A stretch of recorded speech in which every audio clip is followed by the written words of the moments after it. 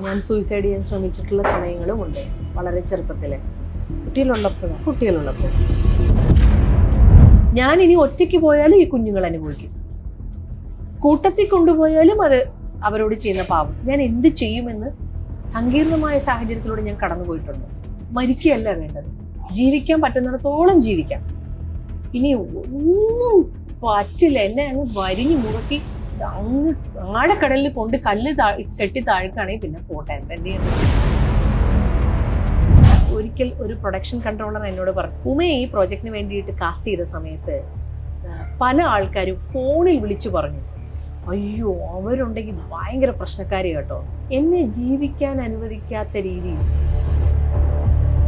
പലപ്പോഴും ചേച്ചിക്ക് ഓഫേഴ്സ് ആയിക്കോട്ടെ, പല പല ചാൻസുകൾ ആയിക്കോട്ടെ ഒക്കെ പോയിട്ടുണ്ടാവില്ലേ? ശമ്പളം പറഞ്ഞുറപ്പിച്ച്, വേഷം പറഞ്ഞുറപ്പിച്ചിട്ട് ഷൂട്ടിന്റെ 2 ദിവസം മുമ്പ് കോസ്റ്റ്യൂം കമ്മ്യൂണിക്കേഷന് വേണ്ടി വിളിക്കുമ്പോൾ ഞാനല്ല മറ്റൊരാളാണെന്ന് പറഞ്ഞിട്ടുള്ള കഥകൾ എത്രയുണ്ട്. ഞാൻ ആദ്യമൊക്കെ കരയുമായിരുന്നു, ഒറ്റയ്ക്ക് പോയിരുന്നു, മുറിയിൽ പോയിരുന്നു, ശരിക്കും കരഞ്ഞു തീർക്കുമായിരുന്നു. മണിക്ക് നമ്മുടെ ലൈഫിലുള്ള ഇമ്പോർട്ടൻസ് ചേച്ചി അപ്പൊ ശരിക്കും റിയലൈസ് ചെയ്തു. റിയലി 99.9% പ്രോബ്ലംസ് സോർട്ട് ഔട്ട് ചെയ്യുന്നത് മണിയാണ്. എന്തിനധികം പറയുന്നത്, നമ്മുടെ വീടിനകത്ത് നമ്മൾ സമ്പാദ്യമില്ലാത്തൊരവസ്ഥയെ കുറിച്ച് ചിന്തിച്ചു നോക്കൂ. സ്വന്തം വീട്ടിലുള്ളവർ പോലും നമ്മളെ ബഹുമാനിക്കുകയില്ല, സ്നേഹിക്കുകയില്ല, അർഹമായ രീതിയിൽ ഒരു പരിഗണന പോലും തരില്ല.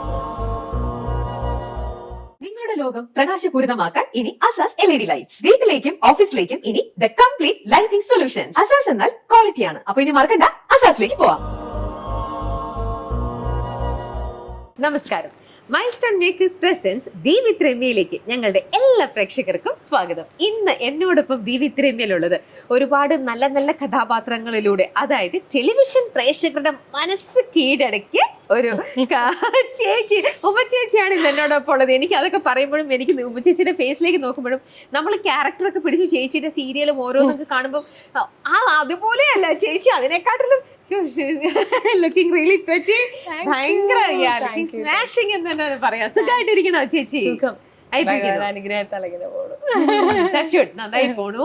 ഇപ്പൊ പെയ്തൊഴിയാതെ സീരിയലിലൂടെ ഇങ്ങനെ നിറഞ്ഞ കഥാപാത്രമായിട്ട് ഇങ്ങനെ നിൽക്കുകയാണ് ചേച്ചി, അല്ലേ?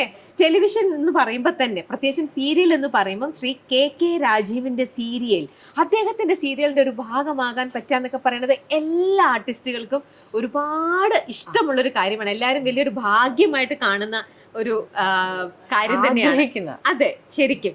അപ്പോൾ ചേച്ചി അതേപോലെ രാജീവേട്ടന്റെ സീരിയലിന്റെ ഭാഗമായി പെയ്തൊഴിയാതിൽ നല്ല മനോഹരമായിട്ട് അഭിനയിച്ചു പോയിക്കൊണ്ടിരിക്കുന്നു. ഈ ഒരു പ്രൊജക്റ്റിൽ ചേച്ചി ഹാപ്പിയാണോ? അയ്യോ, 100% ഹാപ്പി. സാറിൻ്റെ കൂടെ വർക്ക് ചെയ്യാൻ പറ്റുക എന്ന് പറയുന്നത് വലിയൊരു സന്തോഷം. ആർട്ടിസ്റ്റ്, നമ്മൾ ടെലിവിഷൻ മേഖലയിലെ ഏറ്റവും വലിയ സംവിധായകൻ എന്ന് പറയുന്നത് അദ്ദേഹമാണ്. അതായത് ഒരു ടൈറ്റിൽ കാർഡ്, KK രാജീവ് പരമ്പര എന്ന് പറയുന്നത്, അങ്ങനെ ഒരു ടൈറ്റിൽ കാർഡ് ഉള്ള ഡയറക്ടർ എന്ന് പറയുന്നത് one and only Rajeev sir. ഇന്നിപ്പോ ഇവിടെ വന്നിരിക്കുമ്പോൾ തന്നെ ചേച്ചിയുടെ ആ ഒരു റൂട്ട് അല്ലെ ആ ട്രാക്ക് എന്ന് പറയുന്നത് ഒട്ടും തന്നെ അത്രയും ഫ്രണ്ട്ലിയോ സ്വീറ്റോ ഒന്നും ആയിരുന്നില്ല. ഒരുപാട് ഹേർഡിൽസ് ഉണ്ടായിരുന്നു. You faced a lot. ഒരുപാട് എല്ലാം ഒറ്റയ്ക്ക് നിന്ന് പൊരുതി. അപ്പം ചേച്ചിയും വളരെ സ്ട്രോങ് ആണ്. സ്റ്റിൽ ആയിരുന്നു, അല്ലെങ്കിൽ ഇപ്പോഴും ആണ്? ചേഞ്ച് ചെയ്തതാ ആണ്. ഞാൻ അങ്ങനെ ആയിരുന്നില്ല. ചെറുതിലെ ഒരു ഫയർ ഉണ്ട്. എന്ന് വെച്ചാൽ എൻ്റെ വീട്ടിൽ ഞങ്ങൾ 2 പെൺകുട്ടികളാണ്. അപ്പൊ അച്ഛൻ്റെ തറവാട്ടിൽ എല്ലാവരും 2 ആൺകുട്ടികൾ, അല്ലെങ്കിൽ ഒരു ആണ് ഒരു പെണ്ണ്, അങ്ങനെ. അപ്പൊ എൻ്റെ അച്ഛന് മാത്രമേ 2 പെൺകുട്ടികളുള്ളൂ. അപ്പൊ അച്ഛമ്മ എപ്പോഴും ഭയങ്കര സങ്കടപ്പെട്ടിട്ടുണ്ടെന്ന് പറഞ്ഞ് ഞാൻ കേട്ടിട്ടുണ്ട്. അപ്പൊ എനിക്ക് തോന്നുന്നു ആ സമയത്ത്, ആ കാലഘട്ടത്തിൽ ഈ പെൺകുട്ടികളെന്ന് പറയുന്നത് ഭയങ്കര എന്തോ ഒരു വലിയ ബാധ്യതയൊക്കെ ആയിട്ടായിരിക്കണം അന്നുള്ളവരുടെ മനസ്സിൽ ഉണ്ടായിരുന്നിരിക്കണം. എനിക്ക് തോന്നുന്നു അങ്ങനെ. അല്ല, നമ്മളും പറഞ്ഞ് കേട്ടിട്ടുണ്ടല്ലോ, പണ്ടത്തെ സിനിമയിലൊക്കെ ആണെങ്കിലും പെൺകുട്ടിയാന്ന് പറയുമ്പോൾ പിന്നെ അവളെ കെട്ടിച്ചു വിടണം, എന്തോ ഒരു ടെൻഷൻ. അപ്പൊ അച്ഛന് അത് മനസ്സിൽ ആദ്യം വേദനിച്ചിട്ടുണ്ടാവും. പക്ഷെ പിന്നീട് അച്ഛൻ എന്നെ, അനുജത്തി ഭയങ്കര ക്വയറ്റാണ്, ഭയങ്കര പാവം, സാധു എന്നൊക്കെ പറഞ്ഞാൽ അതിനെ അവിടെ നിന്ന് എടുത്ത് ഇപ്പുറത്തോട്ട് ഇരുത്തണം, അത്രയ്ക്ക് സാധുവായിട്ടുള്ളൊരു കുട്ടിയാണ്. എന്നെ അച്ഛൻ കൈപിടിച്ചിങ്ങനെ നടത്താൻ തുടങ്ങി എല്ലായിടത്തും. അച്ഛൻ പോകുന്നിടത്തും വരുന്നിടത്തും പൈസയുടെ കണക്കുകളിൽ, കാര്യങ്ങളിൽ പാൻറ്റും ഷർട്ടും ഇട്ട് തുടങ്ങി. അതായത് അച്ഛനൊരു മോനെ ട്രീറ്റ് ചെയ്യുന്നത് പോലെ മെൻ്റലി ട്രീറ്റ് ചെയ്തു. അപ്പം അച്ഛൻ തന്ന ആ മെൻ്റലി ഉള്ള ട്രീറ്റ്മെൻറ്റ് എന്നെ ലൈഫിൽ ഇതുവരെ എന്നെ നയിക്കാൻ ഭയങ്കര കാരണമായി. എനിക്ക് തോന്നുന്നത് നമ്മുടെ ചെറുതിലെ നമുക്ക് കിട്ടുന്ന ചില കോൺഫിഡൻസ് നമ്മുടെ വീട്ടിൽ നിന്ന്, അച്ഛനിൽ നിന്നും അമ്മയിൽ നിന്നും കിട്ടുന്ന വാക്കുകളും സപ്പോർട്ടും നമ്മളെ ചിലപ്പോൾ ഭയങ്കരമായിട്ട് ഒരു ഘട്ടത്തിൽ നമ്മളെ മാറ്റും.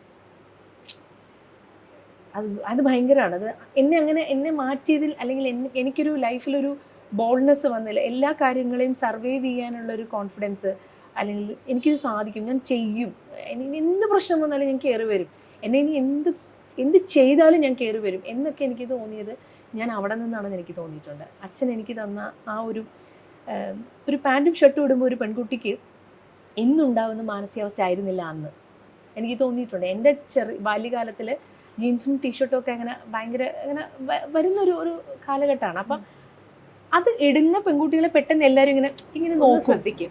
എന്തിനാ നോക്കുന്നത് പെട്ടെന്ന് ഒരു എന്തുകൊണ്ട്, അതൊരു ആൺകുട്ടിയുടെ വേഷമല്ലേ, എന്തിനാ ഇവരിടുന്നത് എന്ന്. അപ്പോൾ നമ്മളത് ഇടുമ്പോൾ നമ്മളിലേക്ക് ഒരു കണ്ണ് വരുന്നുണ്ടെങ്കിൽ തന്നെ നമ്മൾ മനസ്സിലാക്കണം, നമ്മളിൽ എന്തോ ഒരു കാര്യം വന്നു കഴിഞ്ഞു. മെന്റലി എനിക്ക് അങ്ങനെ ഫീൽ ചെയ്തിട്ടുണ്ട്. അപ്പോൾ പിന്നെ അച്ഛനും അമ്മയുടെ ഡിസ്കഷൻസിൽ നിന്നൊക്കെ ഒരുപാട് എനിക്ക് മനസ്സിലായിട്ടുണ്ട്. ഇവർക്ക് ആൺകുട്ടികളില്ലാത്തതിന് വിഷമമുണ്ട്, ഇവർക്ക് ഭയങ്കര വിഷമമുണ്ട്, അവരുടെ ലൈഫിനെ ഇനി മുന്നോട്ട് കൊണ്ടുപോകുന്നതിനകത്തൊക്കെ ഭയങ്കര ആശങ്കകളുണ്ടെന്നൊക്കെ എനിക്ക് മനസ്സിലായിട്ടുണ്ട്. പക്ഷേ എനിക്ക് തന്ന ആ കോൺഫിഡൻസും, എനിക്ക് ആ വസ്ത്രധാരണത്തിലൂടെയും അവർ തന്ന ട്രീറ്റ്മെൻറ്റ്, അതായത് പഠിക്കാൻ വിട്ടതിൽ അല്ലെങ്കിൽ കലാപരമായി വിട്ടതിൽ, എൻ്റെ എല്ലാ കാര്യത്തിനും എൻ്റെ പുറകിൽ നിന്ന് തന്നതിനൊക്കെ ആ ഒരു സപ്പോർട്ട് എന്നെ ലൈഫിൽ ഒരു ഘട്ടം കഴിഞ്ഞപ്പോൾ എന്നെ ബോൾഡാക്കാൻ സഹായിച്ചു. അപ്പോൾ ആ ഒരു സമയത്ത് അച്ഛൻ ജീൻസും ഷർട്ടും വാങ്ങി തന്നപ്പോൾ ഇടിയിച്ചപ്പോൾ ഇട്ടപ്പോഴും പുറത്തിറങ്ങി മറ്റുള്ളവർ സ്റ്റെയർ ചെയ്തപ്പോഴും ഒന്നും ഒരു പക്ഷേ ചേച്ചിക്ക് മനസ്സിലായിട്ടുണ്ടാവില്ല. ചേച്ചി ഞാൻ സൈക്കിള് ചവിട്ടുമ്പോൾ എനിക്ക് മനസ്സിലായില്ല, ഞാൻ കൈനറ്റിക് ഹോണ്ട ഓടിച്ചപ്പോൾ എനിക്ക് മനസ്സിലായില്ല, ഞാൻ കാറ് പഠിച്ചപ്പോൾ എനിക്ക് മനസ്സിലായില്ല.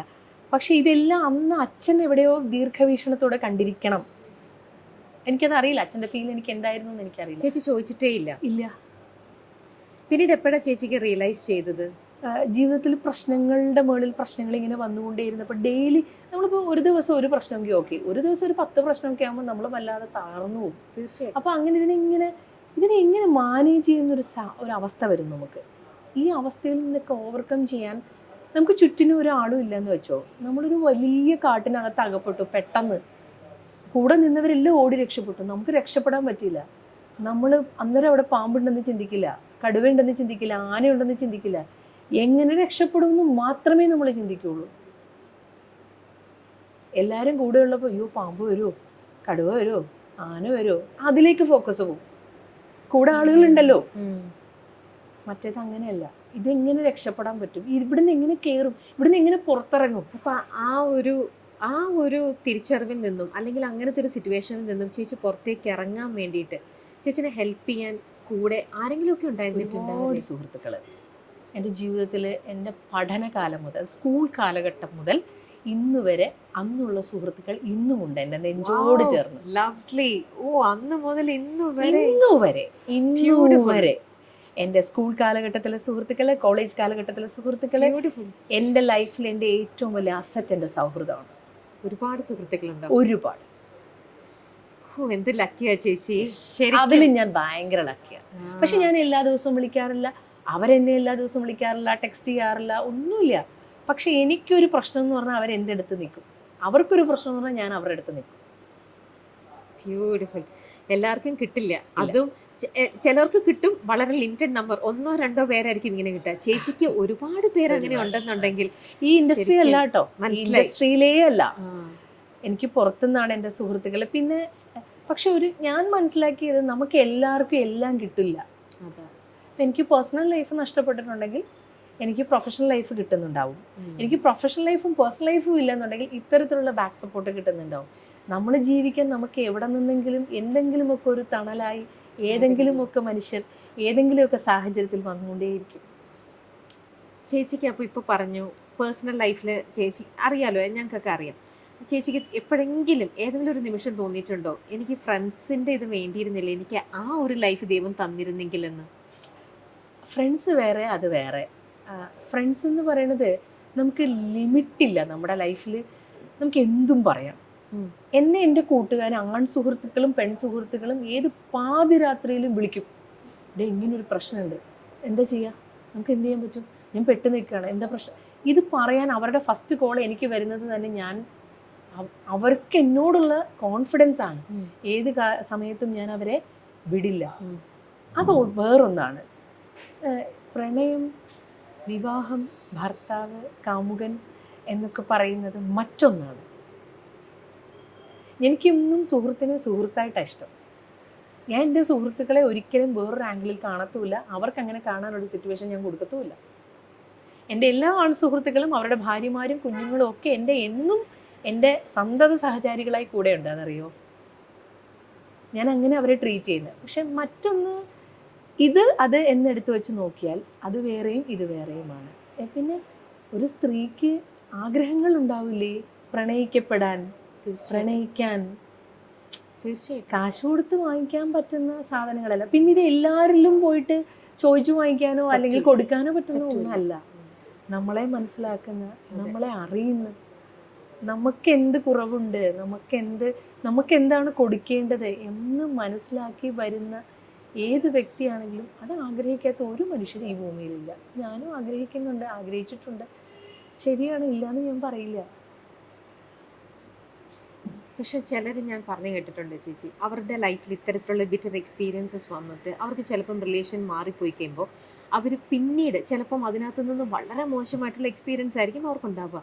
അതോടൊരു ഭയം കയറുകയാണ് ഉള്ളിലേക്ക്.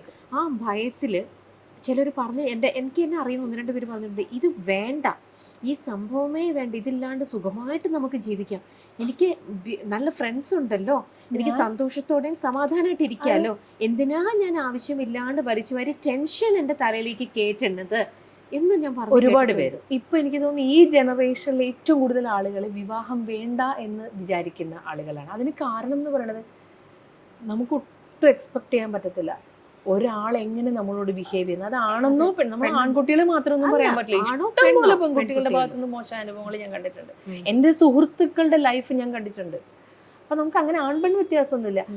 ഇവർക്കൊക്കെ എപ്പോ എവിടെ വെച്ച് എങ്ങനെ ചേഞ്ച് ആവുമെന്ന് നമുക്ക് എക്സ്പെക്ട് ചെയ്യാനേ പറ്റില്ല. ഇവർക്ക് യാതൊരു ലൈഫിനോടൊരു എത്തിക്സ് ഇല്ല. ഇപ്പം എൻ്റെ അമ്മയുടെ കാലഘട്ടം വന്നപ്പോൾ നമ്മൾ കുഞ്ഞുങ്ങളെ ഉണ്ടായി, അപ്പോൾ ഫാമിലിക്ക് വേണ്ടിയിട്ട് നമ്മൾ സഫർ ചെയ്യണം.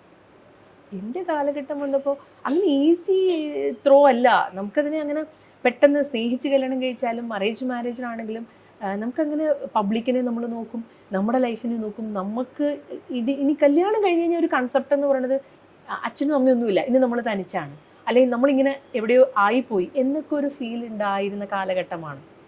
ഇപ്പോഴത്തെ കുട്ടികൾ വെൽ എഡ്യൂക്കേറ്റഡ് ആണ്. ഇനി അച്ഛനും അമ്മയും കയറ്റിയില്ല, ബന്ധുക്കൾ വിമർശിച്ചു, സമൂഹം വിമർശിച്ചു, അവർ പോയി ഒറ്റയ്ക്ക് സന്തോഷമായിട്ട് ജീവിക്കും. അവർക്കതിനുള്ള ഒരു കോൺഫിഡൻസ് ഉണ്ട്. ഇപ്പൊ കുറച്ചുകൂടി വളർന്നുവല്ലോ, കാലഘട്ടം വളർന്നു, അതിൻ്റെ മാറ്റങ്ങളുണ്ട്. പക്ഷെ ഞാനും എൻ്റെ മകളോട് ഞാൻ പറഞ്ഞിട്ടുണ്ട്, ഗൗരി, വിവാഹം എന്ന് പറയുന്നത് വലിയൊരു ടാസ്ക്കാണ്. അത് അങ്ങോട്ടും ഇങ്ങോട്ടുള്ള അണ്ടർസ്റ്റാൻഡിങ് ആണ്, വിട്ടുവീഴ്ചയാണ്. നമ്മൾ സ്നേഹിക്കുന്ന സമയത്ത് എല്ലാം ബെസ്റ്റ് ആയിരിക്കും അങ്ങോട്ടും ഇങ്ങോട്ടും ഉണ്ടാവുക. പക്ഷെ ഒരുമിച്ചൊരു വീട്ടിൽ 24 hours കഴിയുമ്പോൾ നമുക്ക് ചിന്തിക്കാൻ പോലും പറ്റില്ല. നമ്മൾ കണ്ടതും കേട്ടതും ഒന്നും ആവില്ല ലൈഫ്. അപ്പോൾ ഇവിടെയൊക്കെ നമ്മൾ സർവൈവ് ചെയ്യേണ്ടി വരും, ഓവർകം ചെയ്യേണ്ടി വരും.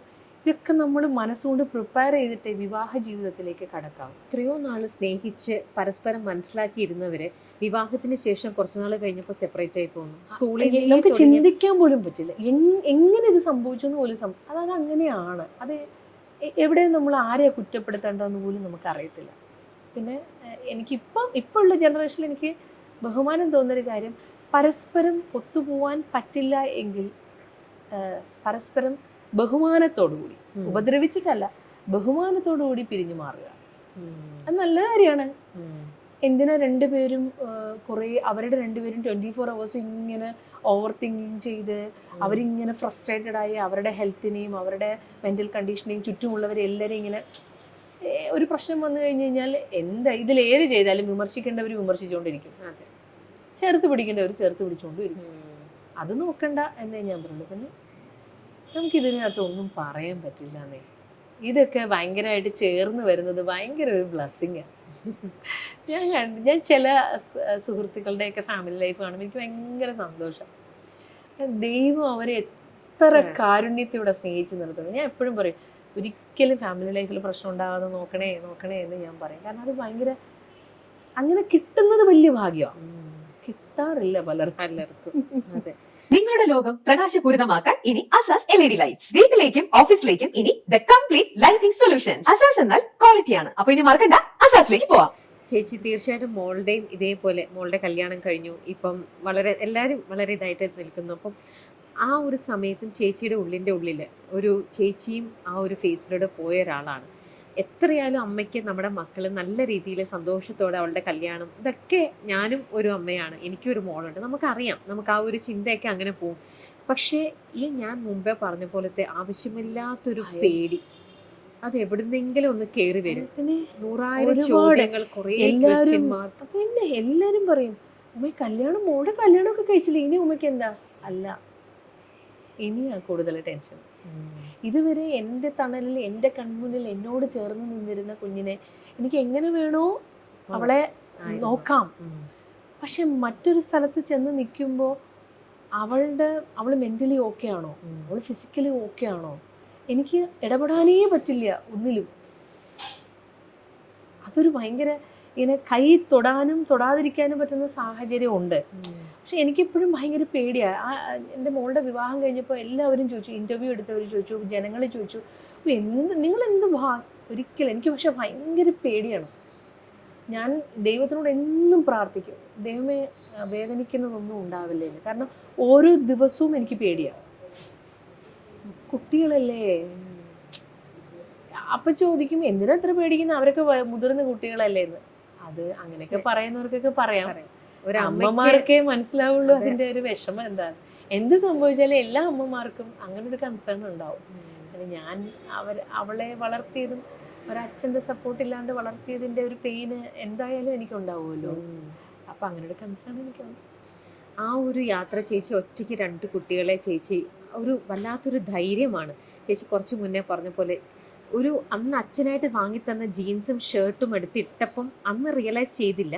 പക്ഷേ അതേപോലെ ഒരു കുപ്പായം അണിഞ്ഞ പോലെ ചേച്ചിക്ക് തോന്നിയില്ല. ചേച്ചിയായിട്ട് എടുത്ത് അണിയായിരുന്നു ഒറ്റയ്ക്കായിപ്പോൾ, 2 കുട്ടികൾ കൂടെ ഉണ്ടായിരുന്നു. അപ്പം അന്ന് ഞാൻ ആ ജീൻസും ഷർട്ടും എന്നുള്ള വേഷത്തെ അല്ല ഉദ്ദേശിക്കുന്നത്, അതിലൂടെ വേറൊരാളായിട്ട് ചേച്ചി മാറാനായിട്ട് നോക്കി. അതെ, മാറാനായിട്ട് നോക്കി. ഇന്നും ഞാൻ കഴിഞ്ഞൊരു കോവിഡ് ടൈം കഴിഞ്ഞൊരു 1 വർഷവും കൂടെ വരെ ഞാൻ ലൊക്കേഷനിൽ പോകുമ്പോൾ ലുങ്കിയും കുർത്തയായിരുന്നു ഇട്ടിട്ട് പോവുക. ആ വേഷത്തിനോട് എനിക്ക് പുരുഷന്മാരെ ഭയങ്കര ബഹുമാനം. ഞാൻ പുരുഷന്മാരെ അടച്ചാക്ഷേപിക്കുന്ന ഒരാളെ അല്ല. പുരുഷനും സ്ത്രീയും ഒരേപോലെ ബഹുമാനിക്കുന്ന ഒരാളാണ് ഞാൻ. 2 പേർക്കും ലൈഫിൽ എല്ലാ സ്ഥലത്തും ഒരേപോലെ പ്രാധാന്യം ഉണ്ടെന്ന് വിചാരിക്കുന്ന ഒരാളാണ് ഞാൻ. സ്ത്രീക്ക് കൂടുതലെന്നോ പുരുഷന് കൂടുതലെന്നോ ഒരിക്കലും ഞാൻ പ്രതീക്ഷിച്ചില്ല.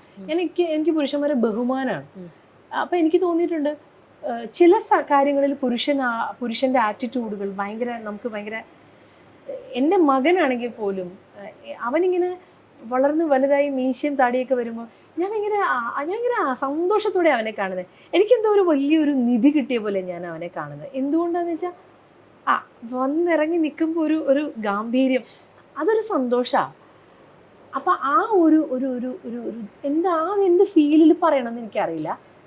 അതെപ്പോഴും ഞാൻ കടമെടുക്കാറുണ്ട്. അതങ്ങനെ ആയത് ഞാൻ ഒരു 10-18 വർഷമായിട്ടുണ്ടാവുള്ളൂ. അതിനു മുൻപ് ഞാൻ ഒരാൾ സംസാരിച്ചാൽ തിരിച്ച് സംസാരിക്കില്ല. ആരെന്നെ എന്ത് പറഞ്ഞാലും മിണ്ടേയില്ലാത്ത ഒരാളായിരുന്നു ഞാൻ. ഞാൻ ഇന്ന് ഒരാൾ സംസാരിച്ച് ഞാൻ സൂക്ഷിച്ചു നോക്കും. അവർ ചിലപ്പോൾ അതുകൊണ്ട് നിർത്തും.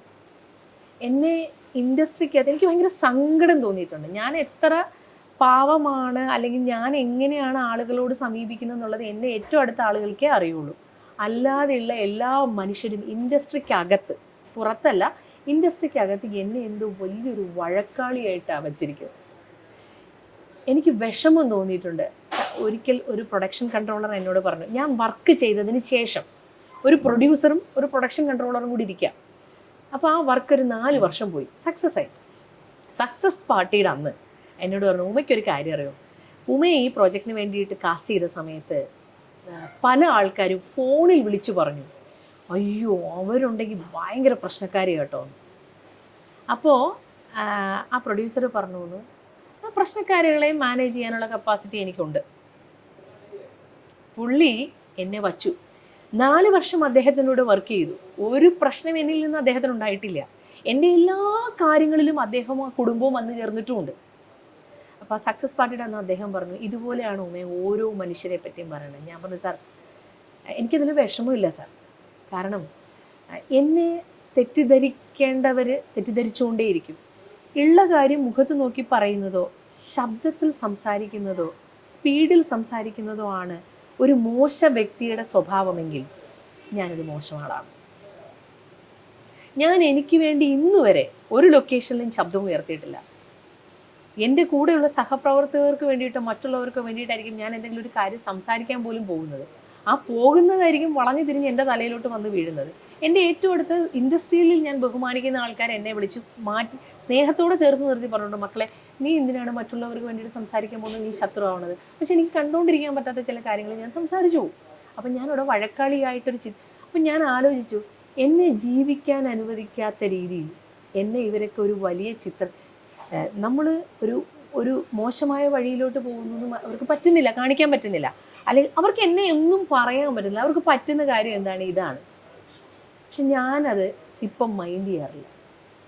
അതും ഒരു അലങ്കാരമായിട്ട് ഞാനും കൊണ്ടു നടക്കുന്നു.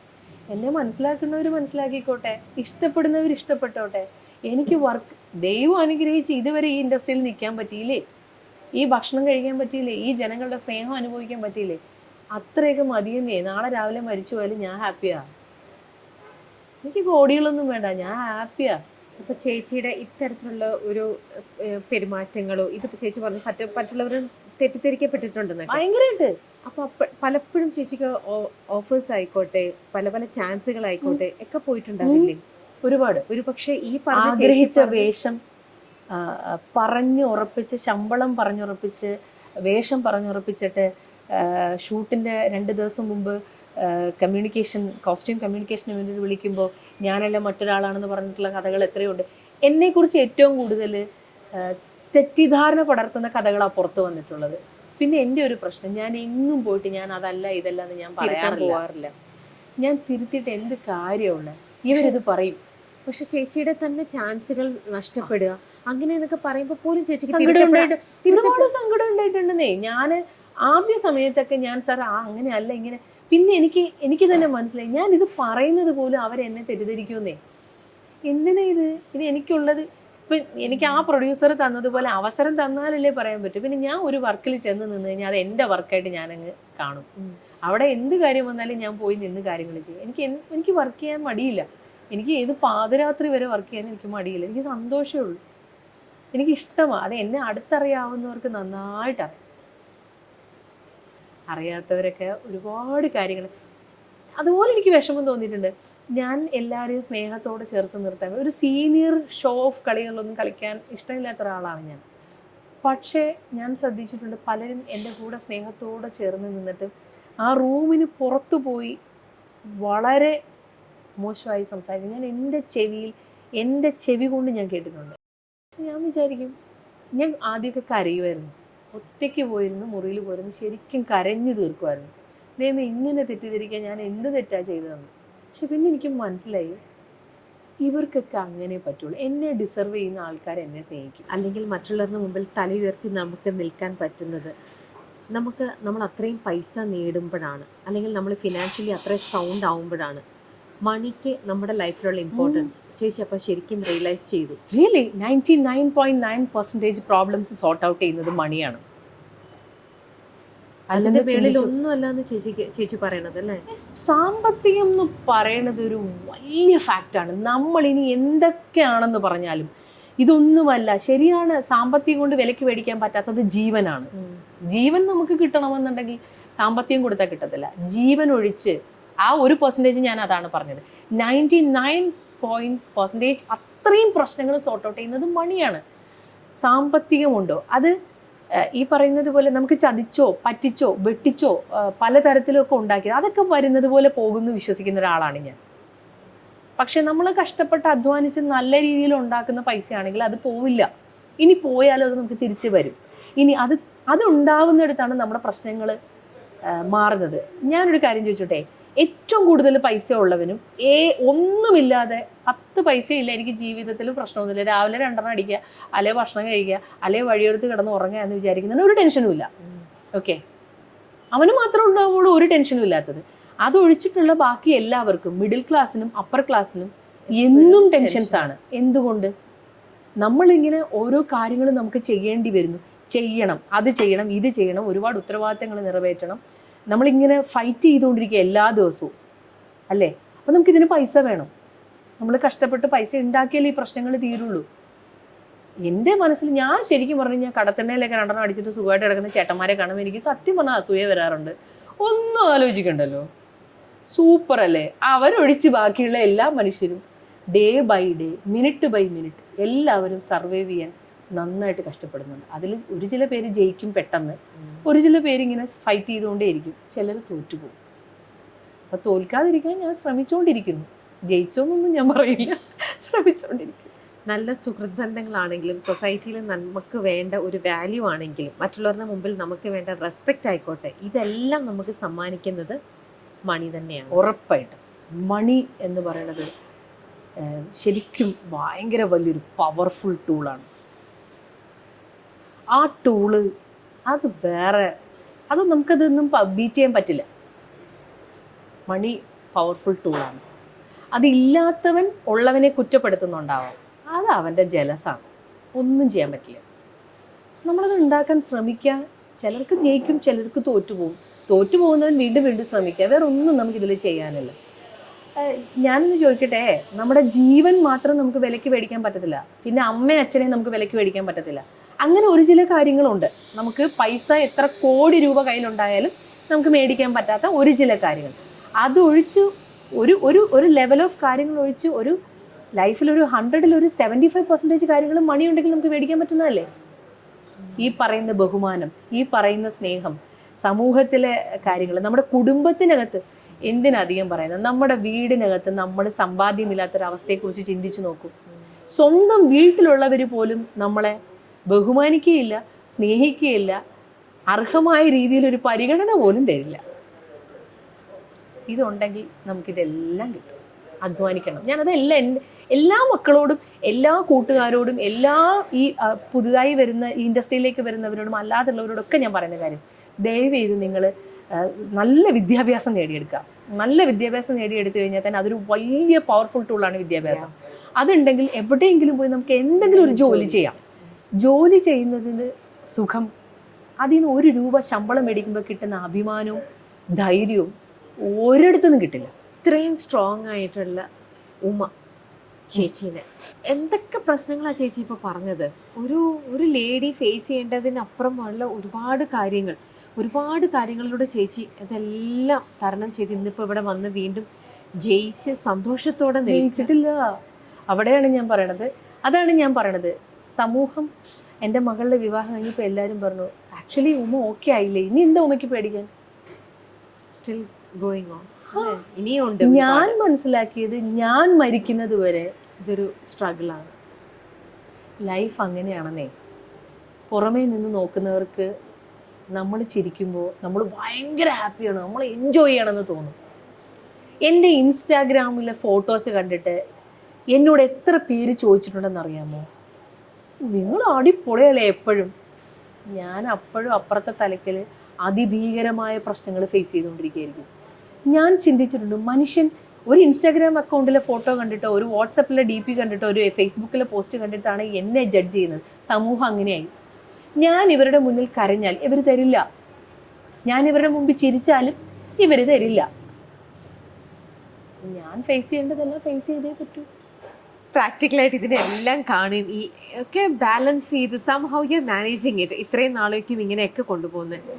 ഇത്രയും നാളെ ചേച്ചീനെ വിഷമിപ്പിക്കുന്ന ഒന്നും ചേച്ചി ഇല്ല എന്ന് പറയുന്നുണ്ട്. ബട്ട് സ്റ്റിൽ എന്തെങ്കിലും ഒരു ഫാക്ടർ ഉണ്ടോ ചേച്ചീനെ നിരന്തരം ഹോണ്ട് ചെയ്യണത്, അല്ലെങ്കിൽ വിഷമിപ്പിക്കുന്നതോ, അല്ലെങ്കിൽ എത്തരത്തിലുള്ള ഇൻസിഡന്റ് ആയിരിക്കാം ചേച്ചീനെ ഇപ്പോഴാണെങ്കിലും വിഷമിപ്പിക്കുന്നുണ്ടാവുക? ഇപ്പൊ കുറെ സ്ട്രോങ് ആയില്ലേ ചേച്ചി പല ഇൻസിഡൻസിൽ? അത് എൻ്റെ കൂട്ടുകാരികളും എൻ്റെ കൂട്ടുകാരന്മാരും ഒക്കെ ഫാമിലി ആയിട്ട് സന്തോഷമായിട്ട് ജീവിക്കുമ്പോൾ എനിക്കതിൽ അസൂയല്ല, ഞാൻ ഭയങ്കര ഹാപ്പിയാണ്. അവരെല്ലാം എന്നും അങ്ങനെ നന്നായിട്ടിരിക്കുന്നത് പ്രാർത്ഥിക്കാറുണ്ട്.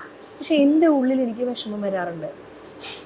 എനിക്കിതൊന്നും ഒരിക്കലും വിധിച്ചിട്ടില്ലല്ലോ. സ്നേഹിക്കപ്പെടാൻ ആഗ്രഹിക്കാത്ത ഒരാളും ഈ ഭൂമിയിലില്ല. എനിക്ക് പണിയെടുക്കുന്നതിനകത്ത്, എനിക്ക് ജോലി ചെയ്യുന്നതിനകത്തോ കഷ്ടപ്പെടുന്നതിനകത്തോ പൈസ ഉണ്ടാക്കാൻ വേണ്ടി എത്ര, ഇപ്പം നമുക്ക് ഡേ ആൻഡ് നൈറ്റ് ഒക്കെ ഷൂട്ട് പോകും, ചിലപ്പോൾ നമ്മൾ ഒരുപാട് ട്രാവൽ ചെയ്യേണ്ടി വരും, ചിലപ്പോൾ പട്ടിണി കിടക്കേണ്ടി വരും, കയ്യിൽ കാശ് വെച്ചിട്ട് ഭക്ഷണം കഴിക്കാൻ പറ്റാത്ത അവസ്ഥകൾ വരും, എന്തൊക്കെ ഇനി അസുഖം വന്ന് വീണ് കിടക്കുന്നിടത്ത് നിന്ന് എണീറ്റ് നിന്ന് അഭിനയിക്കേണ്ടി വരും, അല്ലെങ്കിൽ ജോലി, ഇതൊന്നും എന്നെ തളർത്തത്തേയില്ല, എന്നെ തകർക്കത്തേയില്ല. എനിക്കിത് ഇഷ്ടമാണ്, സീരിയസ്ലി എനിക്കിഷ്ടമാണ്. എനിക്ക് വിഷമം തോന്നിയിട്ടുള്ളത്, എനിക്ക് മനസ്സിലായൊരു കാര്യം, ഞാൻ ഒരുപാട് പേര് നമ്മളെ സ്നേഹിക്കുന്നു എന്ന് പറയുന്നതിൽ അർത്ഥമില്ല. നമ്മുടെ മനസ്സിനകത്ത് നമ്മളെ മനസ്സിലാക്കി സ്നേഹിക്കുന്ന മനുഷ്യർ കൂടെ വേണം. അത് അമ്മയായാലും അച്ഛനായാലും ഭർത്താവായാലും മക്കളായാലും സുഹൃത്തുക്കളായാലും. നമ്മളെ അറിയണം, നമ്മൾ എന്താണെന്നറിയണം, നമ്മളുടെ ആഗ്രഹങ്ങൾ എന്താണെന്നറിയണം, നമ്മുടെ സ്വപ്നങ്ങൾ എന്താണെന്നറിയണം. നമ്മളെ എങ്ങനെ, ഇപ്പം നമുക്ക് രണ്ടുപേർക്കും ജീവിതത്തിൽ സിമിലാരിറ്റി ഉള്ള കുറേ കാര്യങ്ങൾ കാണും, പക്ഷെ നമ്മളെ രണ്ടുപേരെയും ടേക്ക് കെയർ ചെയ്യുന്നത് രണ്ട് രീതിയിലായിരിക്കും, നമ്മളുടെ വ്യത്യസ്തമായ രീതി. അപ്പം ഇത് അറിയുന്ന മനുഷ്യർക്ക് മാത്രമേ നമ്മളോടൊപ്പം ചേർന്ന് നിൽക്കാൻ പറ്റുള്ളൂ. അപ്പം ഞാനും അങ്ങനെ ആഗ്രഹിക്കാറുണ്ട്, എന്നെ അറിയുന്ന മനുഷ്യർ എൻ്റെ ചുറ്റിനും ഉണ്ടാവണേ, എന്നെ മനസ്സിലാക്കുന്നവർ എൻ്റെ ചുറ്റിനും ഉണ്ടാവണേ. അതിലാണ് ഏറ്റവും വലിയ, അതൊരു വലിയ വലിയ കാര്യമാണ്. പിന്നെ ഇതൊക്കെ ശങ്കർ ശിവന്റെ പരസ്യം പോലെ തളർത്താൻ പറ്റാത്ത ഒരു ഇതാണ്. തകരുന്നുണ്ടോ? തകരാതൊന്നുമല്ല, പക്ഷെ നമ്മളങ്ങ് വീണ്ടും വീണ്ടും എണീറ്റ് വന്നുകൊണ്ടിരിക്കും. വേറെ വഴിയില്ല. ഞാൻ പറഞ്ഞില്ലേ, ഒന്നീ മരിക്കണം അല്ലേ ജീവിക്കണം. ജീവിക്കണമെങ്കിൽ ഇതെല്ലാം തരണം ചെയ്യണം, എന്ത് പ്രശ്നം വന്നാലും തരണം ചെയ്യണം. ഞാൻ പിന്നെ ആലോചിക്കും, ആ RCCയിലെ ക്യാൻസർ വാർഡിൽ പോയിട്ട് ചെറിയ മക്കളെ കണ്ടു കഴിഞ്ഞു കഴിഞ്ഞാൽ നമുക്കൊന്നും ഒന്നും ഒരു പ്രശ്നവും ഇല്ല. നമ്മൾ ഈ അനുഭവിച്ചതൊന്നും ഒന്നുമല്ല. അവിടെ ചെന്ന് ഒരു മണിക്കൂർ നിൽക്കുന്ന ഒരു മനുഷ്യനും അവനവനെ നോക്കിയിട്ട് ഞാനത് ചിന്തിക്കുമ്പോൾ എനിക്ക് എന്ത് കുറവാ ദൈവമേ ഉള്ളത്? ഒന്നുമില്ല. എനിക്ക് ഇതൊക്കെ ഞാൻ ഈ പറയുന്ന കാര്യങ്ങളൊക്കെ ഒരു കുറവാണോ എന്ന് എനിക്ക് സ്വയം തോന്നാറുണ്ട്. അപ്പം ഞാൻ എഴുന്നേക്കും, കുഞ്ഞു മക്കള്, പ്രസവിച്ച് വീണ മക്കള്, അയ്യോ എന്ത് പാവം ചെയ്തിട്ട് എൻ്റെ ദൈവമേ. അതൊക്കെ ആലോചിക്കുമ്പോൾ നമ്മൾ എത്ര ഉയരത്തിലാണ്. ശരിക്കും ചെറിയ ചെറിയ കാര്യങ്ങൾ വരുമ്പോൾ, അല്ലെ ചെറിയ നോ കേൾക്കുമ്പോൾ അപ്പോൾ പെട്ടെന്ന് ഓടിപ്പോയി സൂയിസൈഡ് ചെയ്യുന്ന ഒരു ജനറേഷനെ നമ്മൾ കണ്ടുകൊണ്ടിരിക്കുകയാണ് അല്ലേ. TV കാണരുതെന്ന് ശാസിച്ചാൽ മതി, അപ്പൊ പോവും. ഇപ്പൊ ഒരു വാക്കേ എനിക്ക് ഭയങ്കരമായിട്ട് ഇഷ്ടപ്പെടാത്തൊരു വാക്കാണ് ഡ്രോമ. എനിക്ക് ആ വാക്കേ ഇഷ്ടമല്ല. ഞാൻ അത്ഭുതത്തോടെയാണ് കാണുന്നത്, എന്തിനാ ഈ വാക്ക് ഇവര് പറയുന്നതെന്ന് ആലോചിക്കാറുണ്ട്. അല്ല, അപ്പൊ ഇത്തരത്തിലുള്ള എന്തൊക്കെ ഫേസ് ചെയ്ത ചേച്ചിക്ക് എപ്പോഴും നമുക്ക് ചിലപ്പോൾ നമ്മുടെ മനസ്സ് മടുക്കും അല്ലേ. റിപ്പീറ്റഡ്ലി നമ്മൾ ഇങ്ങനെ ഹാർഡ് വർക്ക് ചെയ്തുകൊണ്ടിരിക്കും, നമ്മൾ നിരന്തരം ചെയ്യും, പക്ഷെ വീണ്ടും ഫെയിലിയർ. അപ്പം നമുക്ക് ചിലപ്പം ദൈവമേ നീ എന്തിനാ എനിക്കിങ്ങനെ തരണു, നമുക്ക് ആ വേദന ചില സമയത്ത് നമുക്ക് സഹിക്കാൻ പറ്റിയെന്ന് വരില്ല. അപ്പോൾ ഒരു നിമിഷം എനിക്ക് ജീവൻ തന്നെ വേണ്ട, എന്തിനാ ഞാൻ ഇങ്ങനെ ജീവിക്കണം, ഞാൻ എന്ത് ചെയ്താലും ഫ്ലോപ്പ് ആവുന്നു, അല്ലെങ്കിൽ ഇത്രയും ഹാർഡ് സിറ്റുവേഷനിലൂടെ പോകുന്നു. ചേച്ചിക്ക് എപ്പോഴും അങ്ങനെ ഒരു തോന്നൽ വന്നിട്ടുണ്ട്? തോന്നലും ഉണ്ടായിട്ടുണ്ട്. ഞാൻ സൂയിസൈഡ് ചെയ്യാൻ ശ്രമിച്ചിട്ടുള്ള സമയങ്ങളും ഉണ്ട്, വളരെ ചെറുപ്പത്തിലെ, കുട്ടികളുള്ളപ്പോൾ. കാരണം മുന്നോട്ടൊരു ചുവടെടുത്ത് വെക്കാൻ എനിക്കാവില്ല. 4 സൈഡിൽ നിന്നും ഒരു വലിയ അഗ്നിക്ക് നടുക്ക് ഈ കുട്ടികളെയും കൊണ്ട് നിൽക്കുമ്പോൾ എങ്ങോട്ട് പോകണമെന്നറിയാതെ, എന്ത് ചെയ്യണമെന്നറിയാതെ നിൽക്കുന്ന സാഹചര്യങ്ങൾ ഉണ്ടായിട്ടുണ്ട്. അപ്പം ആ ഒരു മൊമെൻറ്റിൽ നിന്ന് എന്നെ ഞാൻ കയറി വന്നതിന് ശേഷം പിന്നെ ഞാൻ നോക്കുമ്പോൾ എനിക്ക് എൻ്റെ മൈൻഡിലേക്ക് എനിക്ക് ഏറ്റവും കൂടുതൽ എനിക്ക് മനസ്സിലായത്, ഈ കുഞ്ഞുങ്ങൾ എന്ത് തെറ്റ് ചെയ്തവൾ ഞാൻ, അനുഭവിക്കേണ്ടതും ഞാൻ ഇനി ഒറ്റയ്ക്ക് പോയാലും ഈ കുഞ്ഞുങ്ങൾ അനുഭവിക്കും, കൂട്ടത്തിൽ കൊണ്ടുപോയാലും അത് അവരോട് ചെയ്യുന്ന പാവം. ഞാൻ എന്ത് ചെയ്യുമെന്ന് സങ്കീർണമായ സാഹചര്യത്തിലൂടെ ഞാൻ കടന്നുപോയിട്ടുണ്ട്.